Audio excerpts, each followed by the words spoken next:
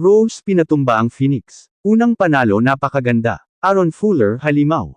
Mga idol, tapos na ang unbeaten streak ng Phoenix. Rain or shine, ipinakita na hindi sila basta-basta matapos nilang talunin ang Phoenix Fuel Master sa iskor na 105-78. Kung hindi nyo napanood ang laban, samahan nyo akong balikan ang mga pinakamahahalagang pangyayari. Napakagandang panalo ito para sa Rain or Shine dahil nakuha nila ang kanilang unang panalo sa conference. Mula umpisa hanggang dulo, kitang-kita ang disiplina at magandang sistema ng kanilang opensa at depensa. Ang naging pinakamalaking bida sa laban ay walang iba kundi si Aaron Fuller. Halos lahat ng aspeto ng laro ay nagawa niya.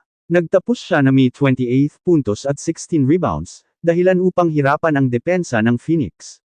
Sa bawat pagkakataong kailangan ng rain or shine ng puntos, nandoon si Fuller para yumako ng responsibilidad. Hindi rin nagpahuli si Adrian Nocum.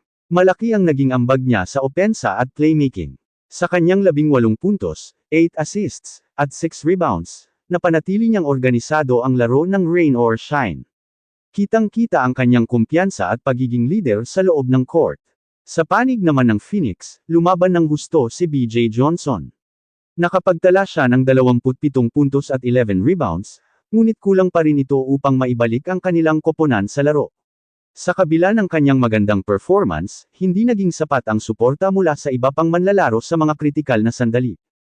Pagdating ng fourth quarter, tila kontrolado na ng rain or shine ang laban nang makabuo sila ng malaking kalamangan. Sinubukan pang humabol ng Phoenix at naibaba nila ang agwat sa 4 na puntos, dahilan upang uminit ang huling mga minuto.